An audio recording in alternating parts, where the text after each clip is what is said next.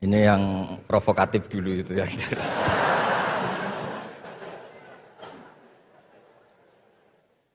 Semoga diampuni oleh Allah Ta'ala.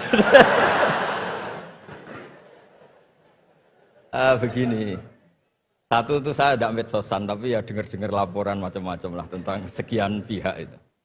Begini, saya cerita ini biar sampean tahu bahwa Pak Rektor ngundang saya ini tidak salah. Kan? Memang benar-benar pemateri yang baik. Ya kalau kata Nabi Yusuf kan ini hafizun alim, orang harus zikru manaki binafsi, orang boleh cerita kelebihannya asal itu faktual. Begini, suatu saat, ini cerita di kitab Ihya, suatu saat Nabi Musa itu sholat istisqa, itu doa apa saja itu sudah dipakai, nggak mandi, Nabi Musa nggak mandi, tetap nggak mandi.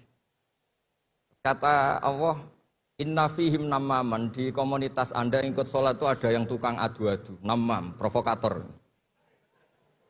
Maka kamu doa kayak apa tetap tidak akan saya ijabahi.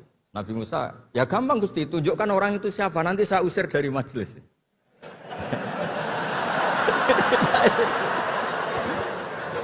Jawabnya Allah itu lucu.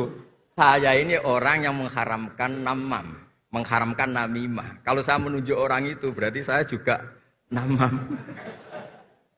Intinya itu Allah terus mengabaikan sekian peristiwa namam. Jadi kalau pertanyaan provokatif terus kayak gitu tuh mesti diabaikan oleh Allah Ta'ala.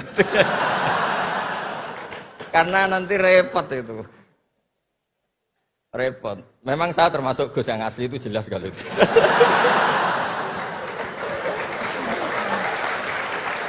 Itu, ya ini Pak Fatullah tahu betul keluarga saya karena beliau orang Jepara ngajinya di. Download Tribun X sekarang.